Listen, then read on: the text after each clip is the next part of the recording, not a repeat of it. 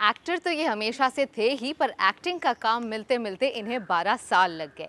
UP में किसान family में अपने 9 भाई बहनों के साथ बड़े हुए नवाजुद्दीन सिद्दीकी किस्मत या लक में नहीं बल्कि हार्ड वर्क और डेडिकेशन में बिलीव करते हैं। और शायद इसीलिए वो कहते हैं कि कभी कभी तो लगता है अपन ही भगवान है।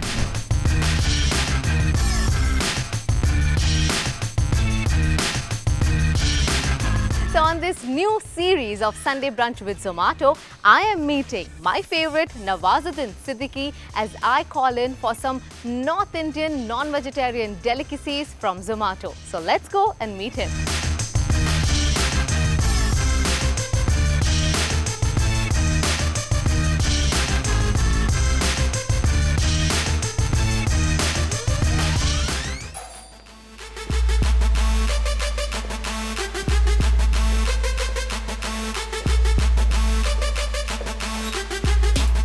नमस्ते नवाज जी। कैसी हैं आप? बिल्कुल ठीक। So nice to meet you.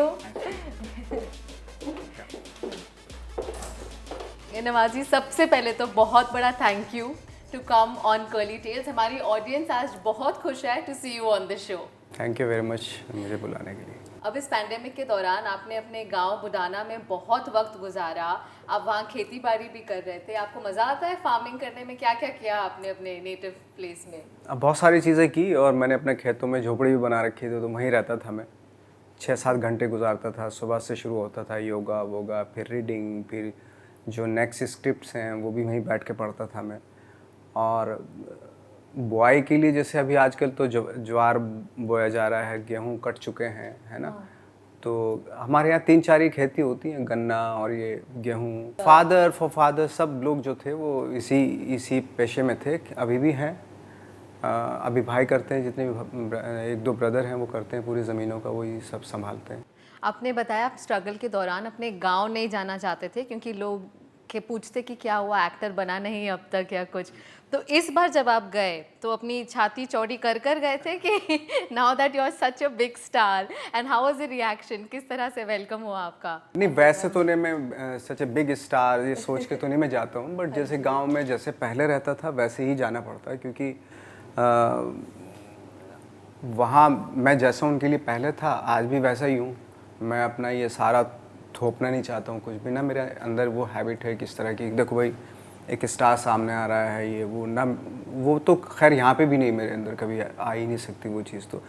But हाँ, ऑफ कोर्स गाँव वालों को खुशी होती है कि भाई एक जिस तरह ये चाहता था सक्सेस, उस तरह के काम कर रहा है। तो मैंने सुना जब आप मुंबई आए थे तब 15 दिन आप घर से नहीं निकले थे। आपने एक अपने इंटरव्यू में कहा कि इतने आपको फास्ट पेस लग रही थी। एक्चुअली वो ऐसा था कि हाईवे के पास हमारा किराए पे रहते थे हम लोग, बहुत सारे एक्टर थे एक ही रूम में। तो बालकनी से देखते तो जो गाड़ियाँ जाती तो बहुत स्पीड में जाती थी। मैंने यार इस स्पीड से मैच करना बहुत मुश्किल हो जाएगा, तो इसलिए डर लगता था हाईवे पे जाते हुए, क्योंकि बहुत स्पीड, ऑफ कोर्स इस शहर में बहुत स्पीड है, इसको मैच करना शायद इस चीज़ को लेकर डर लगता था। एंड लास्ट टाइम जब हमारी बात हुई थी, यू सेड दैट दिल्ली में कोई आपने एक शो डायरेक्ट किया था और जिससे आपको 2,500 रुपये मिले थे, और वही 2,500 रुपये लेकर आप बॉम्बे आए थे। अब मुंबई में कई सारे लोग आते हैं अपना करियर बनाने के लिए, और आपने इतना वक्त गुजारा यहाँ पर इतने कम बजट में, you know, over a period of time भी। तो आप उन्हें क्या सजेस्ट करना चाहेंगे? कौन सी ऐसी जगहें हैं जहाँ वो जाकर खा सकते हैं, कहाँ रह सकते हैं, कहाँ घूम सकते हैं? बहुत सारी जगहें हैं। बहुत मुंबई की ख़ास बात यह है कि बहुत कम पैसों में भी खा सकते हैं यहाँ पे, क्योंकि मैंने जगह जगह पे यहाँ पे खाया है खाना, बहुत अच्छा खाना कम पैसों में, बट वो थोड़ा सर्च करना पड़ता है। जैसे बैंड्रा स्टेशन पे एक जगह थी, तो वहाँ पे आई थिंक 8 या 10 रुपए की बिरयानी मिलती थी एक प्लेट में। Oh really? हाँ, वो मैं खाता और मुझे बहुत अच्छी लगती थी। अगर मेरे पास पैसे होते तो मैं गोरेगांव में रहता था, तो गोरेगांव से ट्रेन करके यहाँ आता था और यहाँ से खाना खा के वापस ट्रेन में बैठ के फिर वापस जाता था। तो इतनी अच्छी लगती थी वो मुझे चीज़। और वड़ा पाव पसंद आया था आपको? सबको नहीं पसंद आता है हाँ, वैसे। मैं फ्रेंकली स्पीकिंग, मुझे पाव तो पसंद नहीं, हाँ बड़ा मैं निकाल के खा लेता था उसमें। और कौन सी चीज़, पाव भाजी या और कोई आपने स्ट्रीट फूड ट्राई किया है? पाव भाजी में भाजी निकाल के खा लेता ना, पाव नहीं खाता था मैं, क्योंकि मेरे गले से नीचे नहीं जाता था, फ्रेंकली स्पीकिंग। अब तक नहीं जाता? हाँ, अब भी नहीं जाता। अब तक आप ट्रू मुंबईकर नहीं हुए फिर? नहीं, मैं मुंबईकर मतलब बहुत ज़्यादा मुंबईकर हूँ मैं तो। अच्छा। खैर हाँ, बट पाव के हिसाब से मुंबईकर नहीं हूँ। आप खाने पीने के शौकीन हैं? बहुत ज़्यादा नहीं, बहुत ज़्यादा खाने पीने का, बट कुछ खाने हैं जो मुझे बहुत अच्छे लगते हैं। जैसे मैंने बताया बिरयानी है, और एक जैसे मटन में कुछ सब्जी वब्जी डाल के जो पालक होता है ना, शलजम होता है या दाल होती है, इस तरह की जैसे मटन और दाल मिला के जो खाते हैं वो इस तरह की चीज़ें मुझे बहुत पसंद है। आप कुकिंग भी जानते हैं ना? कुकिंग भी जानता हूँ मैं। अभी भी करते हैं कुकिंग या अब नहीं करते? अभी फ़िलहाल नहीं करता हूँ, लेकिन जब मैं स्ट्रगल के दौरान आई थी मैंने 14 साल तक कुकिंग की। वाओ। तो वो अपने फ्लैटमेट के लिए कुकिंग किया था? हाँ, उनके लिए करता था मैं। उनके लिए भी करता था, खुद के लिए भी करता था। अच्छा ठीक है, पर आज हम नहीं चाहेंगे आप कोई भी कुकिंग करें। हमने आज आपके लिए बिरयानी मंगाई है। आज हम आपको एक बहुत ही स्पेशल नॉन-वेज फूड से ट्रीट करना चाहेंगे।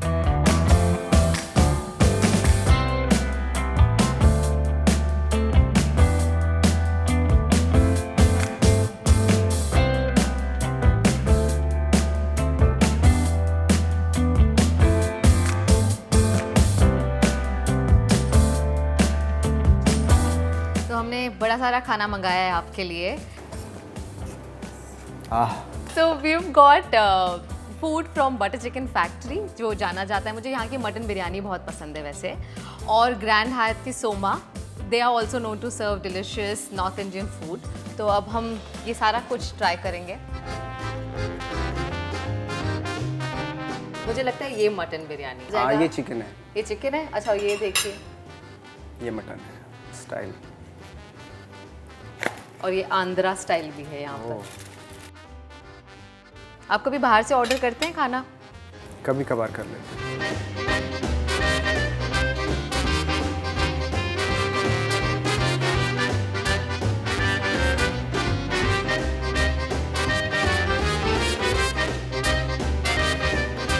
तो ये सब देखकर मुझे तो बड़ी भूख लग रही है। मैं Let's तो start. शुरू कीजिए और क्या। हम पहले फोटो खींचते हैं, फिर खाना खाते हैं।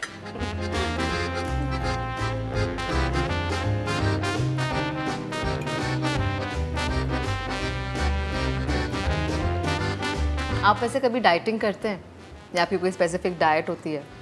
नहीं, डाइटिंग मैं बिल्कुल नहीं करता हूँ। कभी भी नहीं किया? इतना हो सकता है मैं शाम का खाना ना खाऊं, लेकिन मैं जो भी मेरा मन करता है मैं खाता हूँ दोपहर में। तो मैं जिन सेलिब्रिटी से मिलती हूँ ना, उनका कोई पर्टिकुलर डाइट होता है, कोई बिल्कुल वीगन होते हैं। डाइटिंग करने से अगर एक्टिंग अच्छी हो जाए तो मैं ज़रूर करता।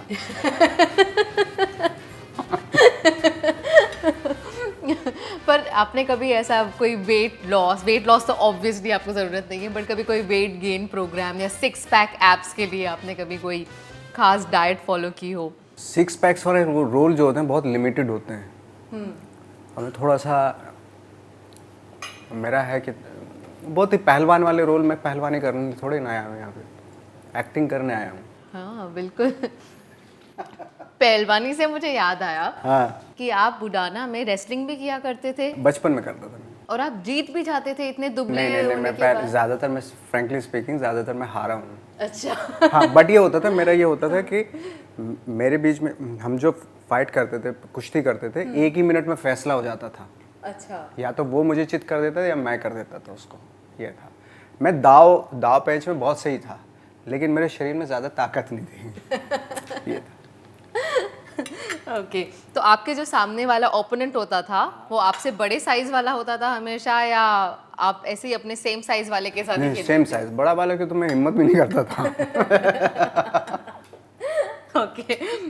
अब आपको बिरयानी तो बहुत पसंद है, but now we are going to test your love for biryani. We are going to ask you some questions which are related to biryani और even food in general in our special segment Eatometer presented by Zomato. तो चलो शुरू करते हैं।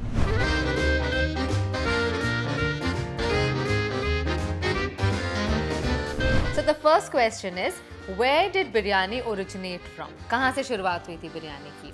Was it Awadh or was it Persia? I think Persia से हुई थी।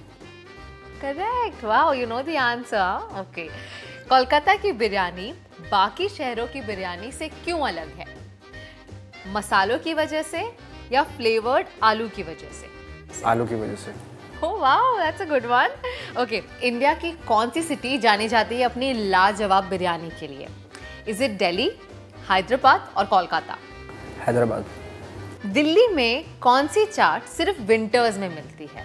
Is it आलू चाट, फतेह की चाट या दौलत की चाट? आई थिंक आलू की चाट। नहीं, हाँ दौलत की चाट। हाँ, दौलत की चाट। रोगन गोश किस क्विजीन की स्पेशलिटी है? Is it Mughlai, Assamese cuisine या कश्मीरी क्विजीन? मुगलई। गलत। Kashmiri. Kashmiri. Oh my God। Delhi की चाट या मुंबई का वड़ा पाव? दिल्ली की चाट। रेस्टोरेंट की मटन दम बिरयानी या माँ के हाथ का दाल चावल? माँ के हाथ तो हमेशा माँ जो भी बनाए हो। जो भी बने। बर्गर या पिज्जा? पिज्ज़ा। चाय बिस्किट या कॉफी एंड मफिन? चाय बिस्किट। आपकी फेवरेट बिस्किट? मेरे फेवरेट पार्ले जी। नाम भी ले लिया मैंने। बिल्कुल, तो आपने बहुत अच्छे से खेला the game eater meter. But बात करते हैं पार्ले जी बिस्किट की। You know, you mentioned it a lot of times कि किस तरह से आप you really survived on Parle G biscuit for lunch and dinner. खाने के लिए पैसा से तो होता नहीं था, पर क्या करें, चलो ब्रेकफास्ट होता था तो उसमें चाय बिस्किट, लंच में फिर चाय बिस्किट, डिनर में फिर चाय बिस्किट। और ऐसे आपने कितने दिनों तक? आई थिंक 1-1.5 साल तक किया हमने ये। तब थोड़े मतलब था, यंग एज थी, अब तो नहीं कर सकते, लेकिन तब हो गया था। And I believe you also worked as a watchman at a place and. हाँ, मतलब मैं उस समय उस वक्त पे मैं थिएटर भी करता था, शाम को थिएटर करता था और दिन में ये काम करता था। आपने ना कहीं, मैंने आपका एक स्पीच देख रही थी जहां आप कह रहे थे कि आप लक या किस्मत में नहीं मानते, हार्ड वर्क और स्ट्रगल या हार्ड वर्क एंड डेडिकेशन में मानते हैं। बट मुझे लगता है मेहनत तो कई लोग करते हैं, लक का कुछ तो रोल होगा। मेहनत जो लोग गधे की तरह करते हैं, आई एम सॉरी ये वर्ड मैं यूज़ कर रहा हूँ, जो मेहनत विदाउट थिंकिंग करते हैं, ब्रेन का यूज़ किए बिना मेहनत करते हैं, उसका कुछ नहीं होता। आपको ऊपर वाले ने ब्रेन दिया है, माइंड दिया है, उसको मद्देनज़र रखते हुए अगर आप हार्ड वर्क करते हैं तो वर्क करती है, कोई भी चीज़ वर्क करेगी। मैं अभी तक भी कन्विंस नहीं हो पाया हूँ कि लक आपकी लाइफ में कितना वर्क करता है। मैं बिलीव नहीं, आज तक बिलीव नहीं करता। हो सकता है बाद में करूँ, बट अभी तक नहीं कर पाया हूँ मैं। और डेस्टिनी या एस्ट्रोलॉजी, इन सब चीज़ों आई डोंट में? Believe anything. ये देखिए, मैं कुछ भी नहीं है, मैं कभी ना इस तरह के कि किसी ने अंगूठी दे दी, किसी ने ब्रेसलेट दे दिया, फिरोज़ा, या किसी ने कुछ दे दिया, मैं बिलीव ही नहीं मेरा इन सब चीज़ों पे। और कई एक्टर्स अपने नाम बदल देते हैं, स्पेलिंग चेंज कर देते हैं। उनका अपना कुछ पर्सनल एजेंडा होता होगा, उनको अपने नाम से नफ़रत होती होगी। मुझे अपने नाम से बड़ा प्यार है और जो लिखा गया वही करेक्ट है, या इनसिक्योरिटी होती होगी उनको जो नाम बदल देते हैं अपने। In your book you mention that there was a time जहां आपको हर तरफ से रिजेक्शंस मिली थी, be it love, be it money, be it your directors rejecting your work. मैं तो ये सोच के आया था कि अगर मुझे काम 25 साल तक भी नहीं मिलेगा तो मैं 25 साल तक स्ट्रगल करता रहूँगा। हाँ, थोड़ा of course during the struggle time एक थोड़ा सा डिप्रेशन, या डिप्रेशन भी नहीं, फ्रस्ट्रेशन ज़रूर आता था। वो इसलिए आता था कि यार मैं काम जानता हूँ तो मुझे काम क्यों नहीं मिल रहा, मिले ना मिले, मुझे यही करना था और यही करता रहता। मैं 50 साल होते, 60 साल होते, 70 साल तक भी मैं स्ट्रगल करता रहता। मैं इतना बेशरम हो चुका था एक्चुअली। आपके पेरेंट्स ने नहीं कहा आजा अब बहुत हो गया, इतने सालों तू पार्ले जी बिस्किट और चाय सिर्फ खा रहा है, अब आजा वापस? उनको मैंने कभी नहीं बताया कि मैं यहाँ किस दौर से गुजर रहा हूँ, और कुछ थोड़ा बहुत भनक पड़ी थी उनको कि बहुत बुरी हालत में हूँ मैं यहाँ पे, तो माँ का थोड़ा सा इमोशन जाग गए थे। तो उन्होंने कहा था कि उन्होंने बुलाया नहीं था, बल्कि उन्होंने और मोटिवेट किया था मुझे। और तब तो मोबाइल भी नहीं आए थे, पेजर थे तब, हाँ। बट उस वक्त पे वो लेटर लिख के, ख़त लिख देती थी मुझे, और ख़त के बाद जो है वो एक शेर ज़रूर लिखती थी। तो उससे मुझे बहुत ही मोटिवेट होता था मैं उन शेरों से, उन लाइनों से, तो और लग जाता था मैं। कोई ऐसा याद है आपको, कोई मोटिवेशन लाइन जो उन्होंने कही हो जिसकी वजह से आप रुक गए या और इंस्पायर हुए? एक था कि मिटा दे अपनी हस्ती को गर कुछ मर्तबा चाहे, कि दाना खाक में मिलके गुले गुलजार होता है। इसका मतलब बताएं। इसका मतलब ये है कि अगर आप कुछ बनना चाहते हैं, उसके लिए आपको अपनी हस्ती मिटा देनी पड़ती है। और वो जो प्रोसेस होती है, मिटाने की जो प्रोसेस होती है, उस जैसे अगर आप किसी एक दाने को लें, जब रेत में मिला कर उसको कढ़ाई में भुना जाता है, एक दाना होता है, लेकिन कैसे फूल के जब वो फूल की तरह हो जाता है, तो उसका शेप और साइज़ और उसका जो रंग है वो अलग ही हो जाता है। मेहनत एक ऐसी चीज़ होती है कि आप अपनी हस्ती को मिटा देते हैं मेहनत करते करते, लेकिन जब उसका रिजल्ट मिलता है आपको तो it's like a flower kind of absolutely. Mumbai में कोई आपकी फेवरेट जगह जहाँ आप बैठकर अपने आप से बातें करते थे? समझो बहुत बुरा दिन गया आपका कभी, तो कोई ऐसी जगह थी जब वर्ली सी फेस या मरीन ड्राइव जाकर बैठ जाओ या मीरा रोड के आसपास कहीं? बहुत सारे कोने थे क्योंकि मुझे जैसे सी के सामने बैठता तो मुझे लगता था मैं पर्सनल नहीं हो पा रहा हूँ, क्योंकि खो जा रहा हूँ मैं इतने बड़े समंदर के सामने एक छोटे सा जर्रा भर आदमी में खो जाऊँगा। तो मैं कोना पकड़ लेता था ताकि किसी को पता ना चले, उसी में अपने से बातें भी करना, खुद ही रो देना किसी को ना दिखाना, इस तरह की चीज़ें होती रहती हैं एक्टरों के साथ। You know, but today you are one of the actors जिनकी 8 films have been nominated at Cannes Film Festival. किसे क्रेडिट देना चाहेंगे आप? मेरे डायरेक्टर्स को जिन्होंने मेरे पे बिलीव किया, ऑफ कोर्स। अपने आप को नहीं, आपने इतनी अपने आप को मेहनत मैं ना नहीं समझता हूँ मैं। आई थिंक अपने आप से ज़्यादा जो आपको समझता है उसको क्रेडिट देना चाहिए, कि उन्होंने आपके अंदर बहुत सारे लोगों के अंदर होती है, लेकिन वो बहुत सारे एक्टर्स होते हैं, लेकिन किसको पिक करते हैं कि इसके अंदर कुछ दिखाई दे रहा है मुझे, शायद ये वर्क कर सकता है, तो आप उस पर फिर जुआ खेलते हैं, डायरेक्टर के देखते हैं, ट्राई करके देखते हैं, कभी कभी फेल भी हो जाते हैं, कभी पास हो जाते हैं, तो मेनली डायरेक्टर्स ही होते हैं।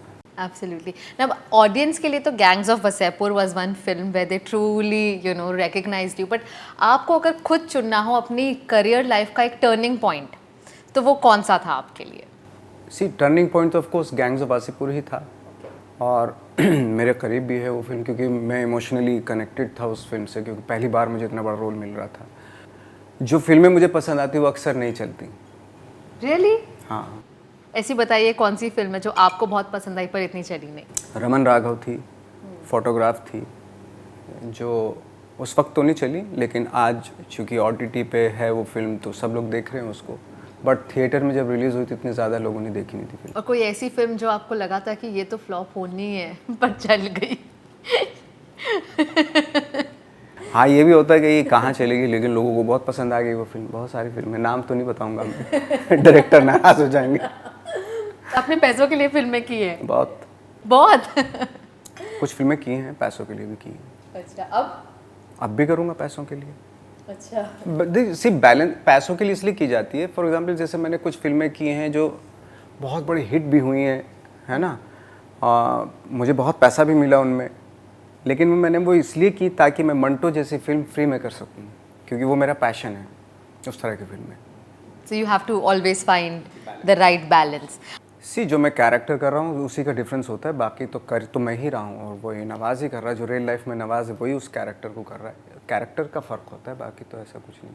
और रियल लाइफ में आप मतलब किस तरह के पर्सन हैं? आप सेट पर लोगों से बातें करते हैं या आप अकेले में ही रहते हैं, अपने आप में ही रहते हैं? हाउ इज सेट पे मुझे अकेले रहना पसंद होता है, और मैं जहाँ भीड़ होती है अगर सेट पे, तो अगर मेरा सीन शुरू होना होता है तो मैं कोने में निकल लेता हूँ, किसी को पता भी नहीं चलता मैं कहाँ हूँ, क्योंकि मुझे खुद से तैयारी करनी होती। एक क्या होता है, खुद ही आप बना लेते हैं एक कैरेक्टर का, जो हाइट देनी होती है कैरेक्टर को, वो क्योंकि कैमरे के सामने आप खुद हैं, अकेले होंगे, कोई साथ नहीं देगा आपका, चाहे आपका दोस्त हो, आपकी वाइफ हो, बहन हो, कोई भी हो, गर्लफ्रेंड हो, कोई साथ नहीं देने वाले उस वक्त पे। कैमरे के सामने आप खुद हो, अकेले हो, और अकेले ही डील करनी पड़ेगी सारी जो कैरेक्टर की जो डिमांड्स होती हैं। तो इसलिए उस चीज़ के लिए ऑनेस्ट होना बहुत ज़रूरी है, और मैं अपॉर्चुनिटी समझता हूँ जब कैमरे के सामने होता हूँ ना, कि एटलीस्ट अगर मैं रियल लाइफ में सच नहीं बोल रहा हूँ, कभी कभी देखिए झूठ भी बोलते हैं हम लोग सारे ना, अगर मैं झूठ रियल लाइफ में बहुत सारी बेवकूफ़ियाना चीज़ें करते हैं हम लोग, लेकिन अगर कैमरे के सामने तो प्योरली ऑनेस्टी के साथ कैमरे के सामने आ जाओ, तो वो अपॉर्चुनिटी होती है मेरे सामने, कैमरे की एक ऑनेस्ट होने की अपॉर्चुनिटी होती है। आप अपने काम में इतना मग्न हो जाते हैं, and I think this is with all the artist at some point of time, that does it happen कि जब आप शूट नहीं भी कर रहे हैं तब भी आप अपने कैरेक्टर में ही इमर्स्ड हैं, या और you can just come out of that as soon as you leave the set? जब तक फिल्म की शूटिंग होती है मुझे कैरेक्टर में रहना पसंद होता है, नॉट लाइक मूड कि मैं पूरा उसका स्किन में बिल्कुल और ना कुछ कर रहा हूँ, बिल्कुल वो नहीं है, बट कहीं ना कहीं बैक ऑफ द माइंड में आपके वो कैरेक्टर रहता है जो आप कर रहे होते हैं during the process of the film making, you know. तो मुझे अच्छा लगता है, और मुझे यही तो लाइफ है हमारी, एक्टर की लाइफ तो यही होती है ना। You've said once that you are probably not meant for family life because you're so immersed in your work. Do you still believe that? Yes, मैं रिस्पॉन्सिबिलिटीज़ से पीछा छुड़ाने वाला आदमी हूँ। ये मेरे अंदर बहुत कमी है, और मैं शायद इसको कमी को पूरी करूँगा, कोशिश में हूँ। बट मुझे एक्टिंग के अलावा अगर आप मुझसे बोलेंगे कि भाई ये इस टाइम ये होना चाहिए, तो मैं शायद ना कर पाऊँगा काम। मैं पहले ही बता दूँ तो बहुत सारी चीज़ें हैं, मेरे कमियाँ बहुत हैं मेरे अंदर। तो पता है हमेशा औरतों को बोलते हैं कि आप किस तरह से अपने करियर लाइफ और फैमिली लाइफ को बैलेंस करते बहुत हैं, अच्छा बैलेंस करती हैं फीमेल। पर ये सवाल मेल्स को नहीं पूछा जाता ज़्यादातर, क्योंकि उनसे एक्सपेक्टेशंस कम होती। वाइफ को होती है बड़ी एक्सपेक्टेशन, पर दुनिया वालों को शायद इतनी नहीं। उनको लगता है कि जो मेल है वो बाहर के लिए ही बना है, प्रोफेशनल ऐसा कोई ज़रूरी बात नहीं है। और फीमेल क्यों नहीं बाहर के लिए बनी, फीमेल भी है। बट जैसे बहुत सारे एक्टर्स में, बहुत सारी फीमेल एक्टर्स में, मेल एक्टर्स में ये खूबियाँ होती हैं, ये क्वालिटीज़ होती हैं कि वो दोनों चीज़ों को बैलेंस कर लेती हैं। कुछ फीमेल एक्टर होती हैं जो वो भी नहीं कर पाती, जैसे हम नहीं कर पाते, वो भी नहीं कर पाते। अब जिस तरह से गालियां देते हैं लोगों को बड़ा पसंद आता है, वो आपकी फिल्मों में फिल्मों में वो आपकी अपनी स्टाइल होती है या स्क्रिप्ट में ही होता है? कुछ स्क्रिप्ट में भी होता है, कुछ अपना भी थोड़ा बहुत भी फ्लेवर डालते हैं। ओके, हॉलीवुड में जाने का कोई प्लान है? सारे एक्टर्स यहाँ से हॉलीवुड में जाते हैं, आपका कोई प्लान है वैसा? आई थिंक मुझे लगता है कि हम लोगों की एक अजीब सी एक हैबिट है कि हमें बेस्ट कहलाने के लिए वेस्ट का वैलिडेशन की ज़रूरत होती है। वो आई डोंट नो क्यों है, मुझे नहीं मालूम, बट वो नहीं होना चाहिए। आई थिंक जैसे हमारी बहुत सारी फिल्में जाती हैं वेस्ट में जाती हैं, अगर अच्छी फिल्में तो वो लोग भी अप्रिशिएट करते हैं, और जो बेस्ट क्वालिटी होती है सिनेमा की वो अपनी फिल्मों में लेके आनी चाहिए। ना कि हमें ये डिज़ायर रहे कि हम हॉलीवुड की फिल्मों में जाके काम करेंगे तो ही बेस्ट हो सकते हैं, ऐसा कुछ नहीं है।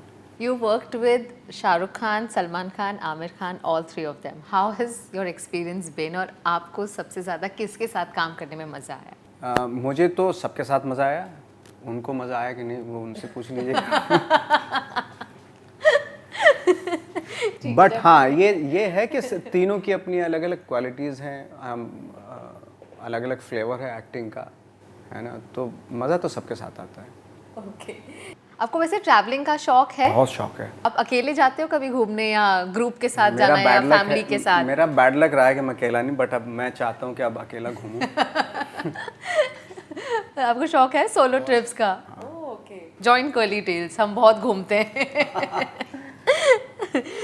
आई थिंक आपका सबसे पहला फॉरेन ट्रिप रहा था टू बुल्गारिया। हाँ। Bulgaria, how was that experience? क्योंकि जब भी कोई इंडियन पहली बार ट्रैवल करता है उनके हर बार अलग अलग एक्सपीरियंस होते हैं।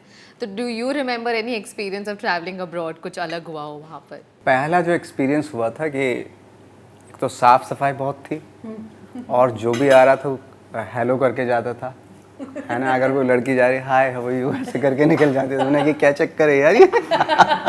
बाद में पता चला कि यहाँ के मैनर्स की कल्चर ऐसी ही होती है, तो ज़्यादा इसको सीरियसली लेने की ज़रूरत नहीं है। तो वहाँ पर आप खाना क्या खा रहे थे? वहाँ पर भी आप इंडियन फूड ही ढूंढ रहे थे, बिरयानी, या वहाँ का लोकल फूड? वहाँ का लोकल। मेरा ये है कि मैं जहाँ भी जाता हूँ वहाँ का जो लोकल फ्लेवर है वही मैं लोकल खाना ही खाने की कोशिश करता हूँ। ओके, और आप इंडिया में ट्रैवल कर चुके हैं, और आपको सबसे ज़्यादा आपकी फेवरेट जगह कौन सी है इंडिया में? और अगर आपकी बकेट लिस्ट में कोई है जहाँ आप ट्रैवल करना चाहते हैं, ऐसी कोई जगह है? साउथ का मैंने साउथ में जैसे बहुत सारी जगहें हैं केरला में जहाँ के खाना बड़ा फेमस है, और मैं चेन्नई तक तो होके आ गया हूँ, उसके आगे नहीं पहुँचा, लेकिन केरला वाले जाके मैं वहाँ का खाना खाना चाहता हूँ। बड़ा मैंने सुना है नॉनवेज बड़ा अच्छा बनता है वहाँ पे। अच्छा, और अब्रॉड कोई ऐसी जगह जहाँ आप जाना चाहते हैं? मैं अभी तक टर्किश नहीं गया, वहाँ पे ओके, वहाँ का खाना मैंने बहुत सुना है। अच्छा ये बताइए, आप एडवेंचर स्पोर्ट्स ट्राई करते हैं कभी? स्काई डाइविंग, बंजी जंपिंग, ये आप कभी करेंगे? करूँगा। Really? हाँ, थोड़ा सा ये हो जाए तो वो डर निकालूंगा मैं एक्चुअली अपना। अभी हम लोग गए थे वहाँ पे सेक्रेड गेम 2 की शूटिंग करने जोहान्सबर्ग और केनिया गए थे, तो मेरा जिराफ देखने का बड़ा मन था। ओके, और मैं सबसे ज़्यादा मैं ही बिजी था शूटिंग में। मेरा शेड्यूल सुबह से लेके शाम तक मैं शूटिंग करता रहता, तो बट मेरी जो चाह थी कि जिराफ ज़रूर देखूं, वो मेरी चाह अंदर ही अंदर रह गई, मैं देख नहीं पाया। रियली? तो एक और ट्रिप तो बनता है आपका। सिर्फ जिराफ देखने के लिए जाऊंगा मैं। For sure. Chalo, let's talk about work. You mentioned about Sacred Games. What else is lined up? क्या-क्या projects कर रहे हैं आप अब? अभी फ़िलहाल में हमने एक फ़िल्म साइन की है जो कंगना प्रोड्यूस करेंगी। मणिकर्णिका उनकी पहली फ़िल्म है, उनके प्रोडक्शन की, वो कर रहा हूँ। लव स्टोरी है। और उसके बाद हीरोपंती का शूट है, अभी यहाँ पे शुरू हो जाएगा। उसके बाद लंदन जाएंगे उसके लिए। उसके बाद लाइनअप जैसे जैसे ऑफिशियली होता रहेगा मैं आपको बताता रहूँगा। Very good, very excited to see you back on screen. आप ही की तरह कई लोग मुंबई रादर हर रोज़ आते हैं अपना करियर बनाने के लिए। क्या कहना चाहेंगे आप उन्हें? Is there any message that you would like to give to them? Message के लिए मैं तो इतना कोई तुर्रम खानी हूँ उनको मैसेज दूँ, बट हाँ ये ज़रूर कह सकता हूँ तैयारी के साथ आएँ और पैशन होना चाहिए उनके अंदर, और अपनी चीज़ें लेके आएँ। बजाय किसी को फॉलो करें, किसी सुपरस्टार को फॉलो करें, अपनी खुद की चीज़ें लाएं, ओरिजिनल चीज़ें लाएं, वो ज़्यादा खूबसूरत लगती हैं देखने में। वंडरफुल टॉकिंग टू यू, बहुत मज़ा आया आपके साथ बातें कर कर। अब हम ये खाना खाएंगे, Yes. काफ़ी सारा पड़ा है अनइंटरप्टेड, बिना बातें किए। Thank you very much.